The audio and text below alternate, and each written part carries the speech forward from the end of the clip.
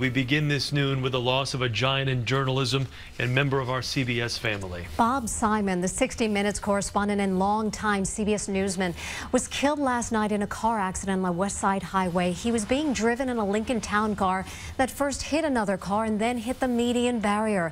It is a devastating end to a legendary career. I'm Bob Simon. He personified excellence in journalism. For 47 years, he served as correspondent for CBS News and reported from the most dangerous parts of the world. Wounded by war on their way home. Wherever there was major conflict, there was Bob Simon. The consensus seems to be that the communists will break through it. During the Gulf War, Iraqi forces captured Simon and his three-man crew. They were imprisoned, beaten, starved, and threatened with death. Just changed you? Yeah. How? I don't know. Too early to tell.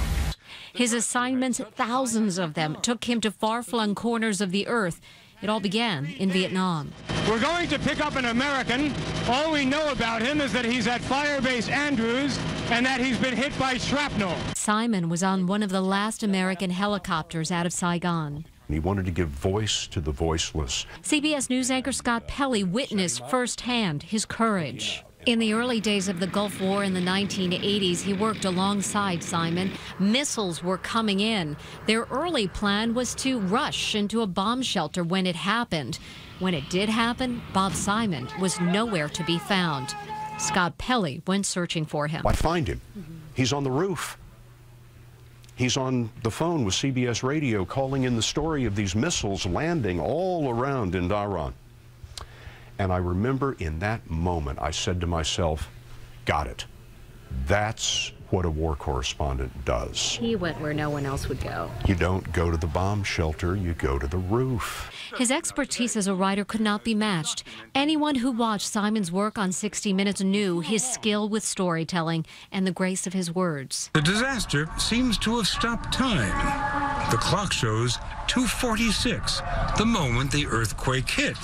And the damage to shops and homes looks like it could have happened yesterday. Throughout his career, Simon, the winner of 27 Emmys, had a passion for journalism that never faded. He was such a big figure for all of us in our daily lives, but also over almost a half a century at CBS News. At the time of his death, he was working with his daughter, Tanya, a 60 Minutes producer, on a report about the search for a cure for Ebola.